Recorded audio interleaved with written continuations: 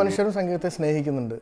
ഇപ്പോൾ ആരടുത്ത് ചോദിച്ചാലും അവരുടെ ഏറ്റവും ആദ്യത്തെ ഇഷ്ടം സിനിമ അല്ലെങ്കിൽ സംഗീതം അല്ലെങ്കിൽ അങ്ങനെയുള്ള എന്തെങ്കിലും ആർട്സ് എൻ്റർടൈൻമെൻ്റ് ആയിരിക്കും. അപ്പോൾ മ്യൂസിക് ചെയ്യുന്ന ആളെന്നുള്ള രീതിയിൽ അതൊരു നിയോഗമാണ്. നമുക്കറിഞ്ഞൂടാ അതെങ്ങനെ വന്നു പെട്ടു എന്നുള്ളത്. അത് നമുക്കറിയാവുന്ന ഓർമ്മ വെച്ച കാലം മുതൽ മ്യൂസിക്കിലാണ് നമ്മുടെ ലൈഫെന്ന് മനസ്സിലായിട്ടുണ്ട്. ബട്ട് വേറൊന്നും അതിനെപ്പറ്റി അറിയാം. ഞാൻ എൻ്റെ സമകാലീനരായിട്ടുള്ള എൻ്റെ കൂടെ ഞാൻ പഠിക്കുന്ന സമയത്ത് മറ്റ് കോളേജുകളിലുണ്ടായിരുന്ന അൽഫോൺസ് ജോസഫ് അല്ലെങ്കിൽ ദീപക് ദേവ് എന്നൊക്കെ പറഞ്ഞിട്ട് എൻ്റെ സുഹൃത്തുക്കളായിരുന്നു. അറിയാം, പരിചയമുണ്ട്. അവരൊക്കെ മ്യൂസിക് ഡയറക്ടേഴ്സായി കേരളത്തിൽ അരങ്ങേറ്റം കുറിക്കുന്നത്. ഞാനിപ്പോൾ ഇംഗ്ലണ്ടിൽ ജോലി ചെയ്യുക എഞ്ചിനീയറായിട്ട്. അപ്പോൾ എനിക്കൊരു വളരെ ഒരു സന്തോഷം തോന്നി. അവരൊക്കെ അവരുടെ ഡ്രീംസ് പെർസ്യൂ ചെയ്തല്ലോ. അപ്പോൾ എനിക്ക് തന്നെ സ്വയം ഒരു റീതിങ്കിങ്, ഞാനിവിടെ എന്താ ചെയ്യണേ, ഞാൻ എൻ്റെ ഒരു ഡ്രീം എല്ലാം മാറ്റിയിട്ടൊരു വേറൊരു ലൈഫിലോട്ടാണല്ലോ പോയത്. അപ്പോൾ അതിന് ശേഷമുള്ളൊരു റീതിങ്കിങ്ങിലാണ് എനിക്ക് തിരിച്ച് വന്ന് മ്യൂസിക്കിലോട്ട് അല്ലെങ്കിൽ പിന്നെ ഈ ലൈഫ് വെറുതെ വേസ്റ്റ് ആണെന്നുള്ളൊരു തോന്നലുണ്ടാവുകയും. അപ്പോൾ എൻ്റെ അമ്മയാണെങ്കിൽ അപ്പോൾ എൻ്റെ അച്ഛൻ മരിച്ചുപോയി. എൻ്റെ സിസ്റ്റർ ആണെങ്കിൽ വേറൊരു റിനൗൺസിയേറ്റ് ആയിട്ട് ആശ്രമത്തിലായിരുന്നു ആ സമയത്ത്. അപ്പോൾ അമ്മ ഒറ്റയ്ക്ക് ഇവിടെ വീട്ടിൽ. അപ്പോൾ ഒരു ഫോൺ കോളിൽ ഞാൻ അമ്മയുടെ പറഞ്ഞു, മമ്മി എനിക്ക് തിരിച്ചു വരണം, ഇത് വേണ്ട. പുള്ളിക്കാർ വേഗം വന്നു എന്നുള്ളതാണ് പുള്ളിക്കാരുടെ ഇത്. അപ്പോൾ ടോട്ടൽ സപ്പോർട്ടായിരുന്നു. നിനക്ക് മ്യൂസിക്കാണ് പെർസ്യൂ ചെയ്യണമെങ്കിൽ മ്യൂസിക്ക് തന്നെ, ആ വഴി തന്നെ നമ്മൾ ശ്രമിച്ചില്ലെങ്കിൽ നമ്മൾ കുറേ വർഷങ്ങൾക്ക് ശേഷം റിപ്പൻഡ് ചെയ്യും. അതല്ലെങ്കിൽ നമ്മുടെ മ്യൂസിക് കരിയർ എന്തെങ്കിലും ഒരു ആനുവൽ ഡേയിൽ മ്യൂസിക് പ്രോഗ്രാമിൽ ഒതുങ്ങിത്തീരും ഏതെങ്കിലും കമ്പനികളിൽ. അപ്പോൾ അതിന് പകരം അത് നമ്മൾ സ്ട്രോങ് ആയിട്ട് അത് പെർസ്യൂ ചെയ്യണം എന്നുള്ളൊരു സപ്പോർട്ട് വീട്ടിൽ നിന്നുണ്ടായിരുന്നു, അമ്മയുടെ അടുത്തുനിന്നുണ്ടായിരുന്നു. അപ്പോൾ ഞാൻ തിരിച്ചു വന്നു. പക്ഷേ പിന്നീട് ഒരു വലിയ സ്ട്രഗിളായിരുന്നു, ഒരു 4-4.5 വർഷം. അപ്പോഴാണ് ഞാൻ TV പ്രോഗ്രാംസിൻ്റെ മ്യൂസിക്കും അഡ്വർടൈസ്മെൻറ്റ്സ് ഒക്കെ ചെയ്തത്. എൻ്റെ ഒരു ആദ്യമായി പരസ്യം തന്ന ജസീർ മുഹമ്മദ് എന്ന് പറഞ്ഞൊരു സുഹൃത്തിനെ ഞാനിപ്പോൾ ഓർക്കുന്നു. അതുപോലെ നൗഷാദ് എന്നൊക്കെ പറഞ്ഞ അടുത്ത സുഹൃത്തുക്കളെ ഓർക്കുന്നു. അവർക്കിപ്പോൾ എൻ്റെ വളരെ ക്ലോസ് ഫ്രണ്ട്സാണ്. ഇവരുടെ എല്ലാവരുടെയും സപ്പോർട്ടാണ് നമ്മൾ ഈ ഒരു ഫീൽഡിലോട്ട് വന്നതും. ഈവൻ അൻവർ റഷീദിനെ മീറ്റ് ചെയ്തത് ഒക്കെ ഒരു വലിയൊരു വഴിത്തിരിവായിരുന്നു. കാരണം ഒരു അവസരം കിട്ടുക എന്ന് പറഞ്ഞത് വലിയൊരു ഭാഗ്യമാണ്. ഒത്തിരി പേര് ഇപ്പോഴും ട്രൈ ചെയ്യുന്നു, അവസരം കിട്ടുന്നില്ല. അപ്പോൾ അന്ന് വെച്ചാൽ അവർ മോശം മ്യൂസിഷ്യൻസ് അല്ല. അപ്പോൾ വളരെ കഴിവുള്ള മ്യൂസിഷ്യൻസ് ഇപ്പോഴും അവസരം കിട്ടാണ്ട് നടക്കുന്നവരുണ്ട്. അല്ലെങ്കിൽ മറ്റ് കമ്പോസേഴ്സിന് വേണ്ടി ഗോസ്റ്റ് മ്യൂസിഷ്യൻസ് ആയിട്ട് വർക്ക് ചെയ്ത് അവരുടെ സംഗീതം മറ്റുള്ളവർക്ക് വിൽക്കുന്നു. അങ്ങനെയുള്ള പ്രതിഭാസങ്ങൾ വരെ ഇവിടെ നടക്കുന്നുണ്ട്. അപ്പോൾ ഇതിനൊക്കെ ഇടയിൽ നമുക്കൊരു അവസരം കിട്ടി എന്നുള്ളതിൽ അൻവർ റഷീദിനോടൊക്കെ നന്ദി, വളരെ സീമാതീതമായ നന്ദിയുണ്ട്. പക്ഷേ ഇതെല്ലാം പറഞ്ഞാൽ ഒരു നിമിത്തം പോലെ ഒത്തുചേർന്നാണ്. നമ്മുടെ ഒരു കോമൺ സുഹൃത്തുണ്ടായിരുന്നു, ഡിമൽ ഡെന്നിസ് എന്ന് പറഞ്ഞിട്ട്. ഡിമലാണ് ഞാൻ അറിയാണ്ട് എൻ്റെ പരസ്യങ്ങളുടെ മ്യൂസിക്കൊക്കെ അൻവറിനെ കേൾപ്പിക്കുമായിരുന്നു.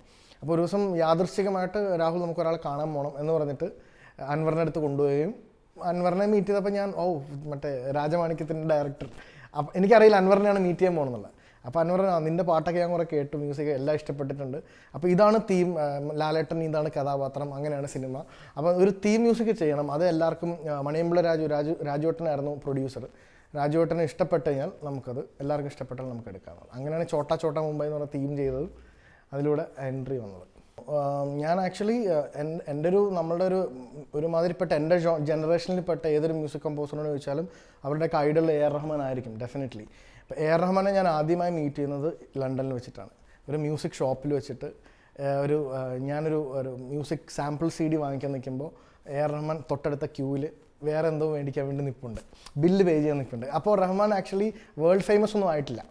ബോംബെ ഡ്രീംസിൻ്റെ എയർടെല്ലിൻ്റെ തീം കമ്പോസ് ചെയ്യാൻ വേണ്ടി വന്നിരിക്കുകയാണ് ലണ്ടനിൽ. അപ്പോൾ അവിടുത്തെ ആർക്കും റഹ്മാൻ അറിയില്ല ആക്ച്വലി. അപ്പോൾ പുള്ളി ക്യൂവിൽ നിൽക്കുമ്പോൾ ജസ്റ്റ് സംബഡി എൽസ്, അത്രേ ഉള്ളൂ, ഒരു കോമൺ മാൻ. പക്ഷെ നമ്മൾക്കറിയാം നമ്മളുടെ ഒരു ആരാധ്യ പുരുഷന് മുമ്പ് ഞാൻ കയറി ഒരൊറ്റ കെട്ടിപ്പിടുത്തമാണ്. അപ്പോൾ പുള്ളിക്കാരൻ ഞെട്ടിപ്പോയി, ഇവിടെ എന്നെ അറിയുന്ന ആളുകളുണ്ടല്ലോ എന്നുള്ള രീതിയിൽ. അപ്പോൾ എൻ്റെ അടുത്ത് പറഞ്ഞു, എൻ്റെ ഒരു പുതിയ ഫിലിം കന്നത്തിൽ മുത്തമിട്ടാലിൻ്റെ ഓഡിയോ റിലീസായിട്ടുണ്ട്, അത് ഇഷ്ടപ്പെട്ടോ, ഞാനൊരു പാട്ട് പാടിയിട്ടുണ്ട്. അതൊക്കെ ഒരു ഡെബ്യൂട്ടൻ പറയുന്ന അതേ ത്രില്ലിലാണ് പുള്ളി. ആ പാട്ട് ഇഷ്ടപ്പെട്ടോ, ഞാനതിൽ ഗിറ്റാർ യൂസ് ചെയ്തിട്ടുണ്ട്, 12 സ്ട്രിങ് ഗിറ്റാർ ഉപയോഗിച്ചിട്ടുണ്ട് എന്നൊക്കെ പറഞ്ഞ് നമ്മളോട് ഓരോ കാര്യങ്ങൾ പറയുന്നതും. നമ്മളത് റോജ ഇറങ്ങിയ കാലം മുതൽ റഹ്മാൻ എന്ന് പറഞ്ഞാൽ നമ്മുടെ ഒരു വലിയ ആരാധ്യ പുരുഷനാണ്. അപ്പോൾ അദ്ദേഹത്തെ കാണുമ്പോൾ പുള്ളിക്കാരന് ഇങ്ങനെ ഒരു റെസ്പോൺസ് നമ്മൾ ഒരിക്കലും പ്രതീക്ഷിക്കുന്നില്ല. അപ്പോൾ അതൊരു വല്ലാത്തൊരു എനിക്കൊരു ടേണിംഗ് പോയിന്റ് എന്ന് വേണമെങ്കിൽ പറയാം. അതിനുശേഷം എൻ്റെ ബോസ് പ്രദീപ് മേനോൻ എന്നൊരു മലയാളിയാണ്, എൻ്റെ കമ്പനിയുടെ ബോസ്. അദ്ദേഹത്തിന് എൻ്റെ മ്യൂസിക്കൊക്കെ ഭയങ്കര ഇഷ്ടമായിരുന്നു. അപ്പം അദ്ദേഹം പ്രൊഡ്യൂസ് ചെയ്തൊരു പ്രോജക്റ്റിൽ എനിക്ക് ശിവമണി, അതുപോലെ ഇംഗ്ലണ്ടിൽ ഒരു വേൾഡ് മ്യൂസിഷ്യനുണ്ട് ജെയിംസ് ആഷർ, അവരൊക്കെ എനിക്ക് അതിൽ ഉൾപ്പെടുത്താനും ഒക്കെ പറ്റി. അപ്പോൾ അതൊരു അവിടെ നിന്നൊരു തോട്ട് പ്രോസസ്സിൻ്റെ ഒരു കുറച്ചും കൂടെ വൈഡായി, പറഞ്ഞ ക്വസ്റ്റ്യൻ പോലെ തന്നെ ഇത്തിരി വൈഡായി എന്ന് എനിക്ക് തന്നെ ഫീൽ ചെയ്തു. കാരണം ഇങ്ങനെയല്ല, കുറച്ചും കൂടെ നമ്മൾ വൈഡായിട്ട് ചിന്തിക്കണം, ഗ്ലോബലി ചിന്തിക്കണം എന്നൊക്കെ തോന്നലുണ്ടായി തുടങ്ങിയപ്പോഴാണ്. അപ്പോൾ പിന്നെ ഞാൻ ഉടനെ ഒരു മോർലി കോളേജ് ഓഫ് മ്യൂസിക് എന്ന് പറഞ്ഞൊരു കോളേജുണ്ട്, ട്രിനിറ്റിയൊക്കെ പോലെ. Trinity is for classical music, this is for electronic music. അപ്പോൾ അവിടെ പോയിട്ട് എൻറോൾ ചെയ്തു ഡിപ്ലോമയ്ക്ക് വേണ്ടി, ഇലക്ട്രോണിക് പ്രൊഡക്ഷൻ എന്ന് പറഞ്ഞിട്ട്. എന്നിട്ട് എല്ലാ ദിവസവും ജോലി കഴിഞ്ഞിട്ട് ട്രെയിൻ കയറി അങ്ങോട്ട് പോകും. അപ്പോൾ 3 days in a week. അപ്പോൾ അങ്ങനെ ഇതെല്ലാം കഴിഞ്ഞപ്പോൾ എനിക്ക് കൂടുതലും അതിനോടുള്ള നമ്മളുടെ ഫീൽഡിലോട്ട് തന്നെ വരണം എന്നുള്ളൊരു തോന്നലുണ്ടായി. പക്ഷേ പിന്നീട് വീണ്ടും ഒരു സമസ്യ എന്ന് പറഞ്ഞാൽ, ഇംഗ്ലണ്ട് പോലൊരു ഇത്ര മെട്രോപൊളിറ്റൻ ആയിട്ടുള്ളൊരു കൺട്രിയിൽ, അല്ല ലണ്ടൻ പോലൊരു സിറ്റിയിൽ നിന്നിട്ട് നമ്മളെ ബാക്ക് ചെയ്യാനൊരു സൊസൈറ്റി ഇല്ലാണ്ട് നമുക്കൊരിക്കലും മെയിൻ സ്ട്രീമിൽ വരാൻ പറ്റില്ല. അല്ലെങ്കിൽ ഒന്നെങ്കിൽ നമ്മൾ അവിടെ ജനിച്ചു വളർന്ന ഇന്ത്യക്കാരനാണെങ്കിൽ you have a desi community to back you up. നമ്മളൊരു മ്യൂസിക് ഇറക്കിയാൽ അത് മേടിക്കാൻ ആളുണ്ട്, നമുക്ക് ഷോ തരാൻ ആളുണ്ട്. ബട്ട് നമ്മളൊരു ജോലിക്ക് വേണ്ടി ഇവിടെ വന്നിരിക്കുന്ന സ്ഥിതിക്ക് നമുക്ക് ആരെയും അറിയില്ല. നമ്മളെ ഒരു മലയാളി അസോസിയേഷൻ മാത്രം വിചാരിച്ചാൽ നമുക്ക് അവിടെ ഒന്നും ചെയ്യാൻ പറ്റില്ല. അപ്പോൾ അതൊരു റിയലൈസേഷൻ ആയിരുന്നു. ബട്ട് അതൊരു വേൾഡിലൊരു കൾച്ചറൽ ഹബ്ബ് എന്ന് വേണമെങ്കിൽ പറയാം ലണ്ടന്. അവിടെ നിന്നിട്ട് നമുക്ക് ഇവിടെ നിന്നാൽ ഇനി രക്ഷയില്ല എന്ന് ഫീൽ ചെയ്തു. മ്യൂസിക്കലി നമുക്ക് ഗ്രോ ചെയ്യണമെങ്കിൽ you'll be just another face in the crowd.